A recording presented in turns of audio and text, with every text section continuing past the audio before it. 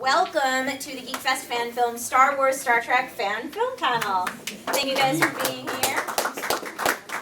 Thanks to all our panelists for being here. I'm not sure how many of you have gotten a chance to see these films before, but some of them are previous year's winners, some of them are entries into this year's Geekfest Fan Film Fest, and they're all incredibly well done. So I'm going to have you guys just go down the line, introduce yourself, tell us a little bit about your film and what you did working on the project. Hi, I'm Joshua, and I'm the writer and director of a short film called Star Trek Wars. And so we're here representing both Star Wars and Star Trek. It's a comedy about George Lucas and J.J. Abrams battling over Star Wars 7. And so just wanted to do a big tribute to both franchises and the creators and the fans. And all my producers and one of our actors, the guy who plays J.J. Abrams, is here. So yeah, we just had a great time. Thanks for coming. For those of you who don't know me, my name is Trisha Hirschberger, and I create content for the YouTubes. How did you get started filmmaking? I just really have had an appreciation for a lot of the arts. I was very much into music in high school and photography and theater, and you just realize, oh wow, filmmaking involves all those things, and it just opens the door up to working with a multitude of amazing artists, and that's probably the most rewarding part, is getting to collaborate and getting to see what people bring to the table. Continuing in this way also, I just love getting a chance to tell great stories. That's what you always want to start with, is something that's worth saying. So that's pretty much it. Yeah. All right, and for Joshua, so here we see a comedic take on the creation of Star Wars Episode 7, and we see the power play between J.J. Abrams and George Lucas. And I have to ask, for you personally, are you Team George or Team JJ? Oh, okay. Phew. No, I thought she was gonna say Star Wars or Star Trek. No. The whole point of the movie is that they need each other, because I love the originals, and I love the new one, and I even love what JJ did with Star Trek. And they're both extremely talented filmmakers. I'm not even trying to be a politician, but there's, they both provided very important pieces of the puzzle. I don't think one is there without the other. And even Star Wars can't continue to live on without J.J. Abrams, and Star Wars wouldn't exist without George Lucas, and Star Wars wouldn't even exist without Gene Roddenberry setting the groundwork with Star Trek. So it's all connected. I do hope in my heart that George Lucas will be happy in his retirement years. So, and love the enthusiasm of JJ. So. Yeah, I think you brought up a lot of the major points that we certainly see expressed on the internet and in the world amongst the fandom when it came to Team George versus Team JJ, and the way that you reconciled it is beautiful. So, a lot of the fandom thanks you for that. That's very cool. All right. And do we have any aspiring filmmakers out there? Anyone who wants to make fan films? What would our panelists, what would you guys say to anyone out there who wants to get into making their first fan film? What advice do you have for them? Well, in the case of fan films, you do it because you really want to.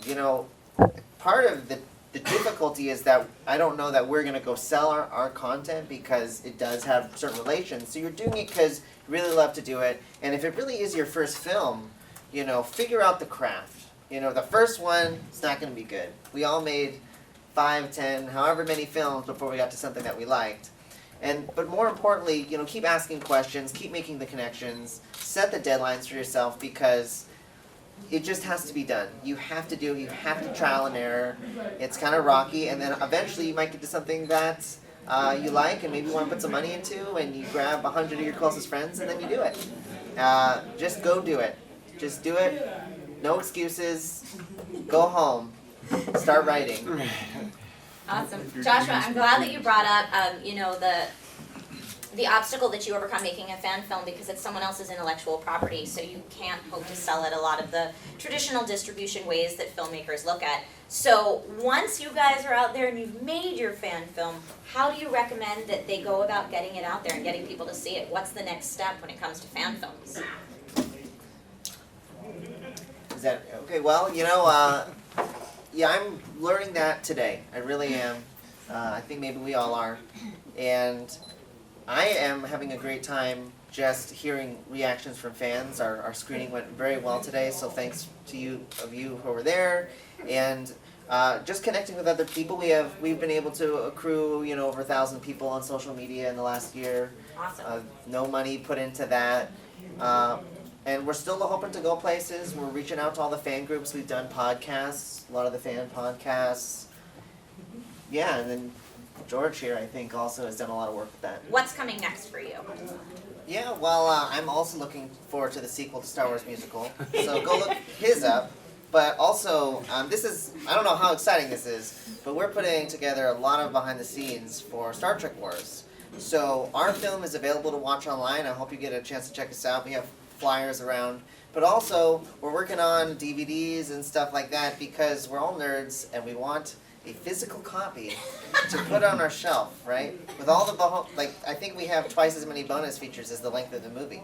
So that's hopefully more projects in the future, but right now we're just having a great time pushing this thing and just trying to get it out there and meeting everybody. BTS is always fun. What's your website? Facebook.com/Star Trek Wars Film. My last question, and this is for everyone, answer as you like. Red shirts versus stormtroopers.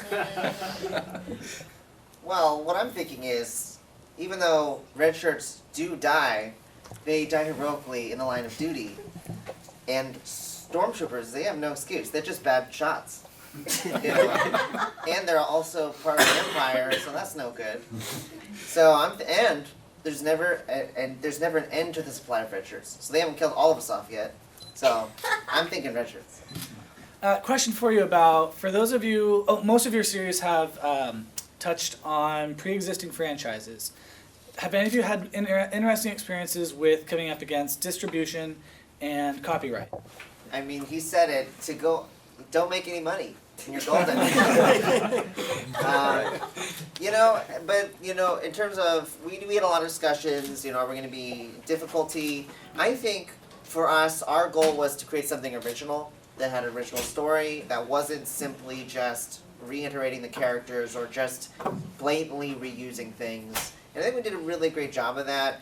We did not use any copyrighted sound effects. All of our lightsaber sounds were created organically, so there's no actual sound and completely original score. So don't ever try to avoid using score music, copyrighted John Williams music, and also. At least in our situation, we wanted to celebrate things. So in my opinion, these films, I think, support the franchises, they support the brand, and are in line with the tone of the original stuff. So if you can do that, or at least make it a comedy, so it's clearly a parody, because then there's a parody law, and you can get away with certain things if it's blatantly different, and if it's blatantly making fun of it. All right, well then with that, thank you so much to our panelists. Is there anything else that you would like to give as parting words to our audience today? Live long and prosper. With that, thank you guys so much. It was an honor to have you on the panel today. Thanks everyone coming out, and enjoy the last 15 minutes or so of Long Beach Comic Expo. Thank you.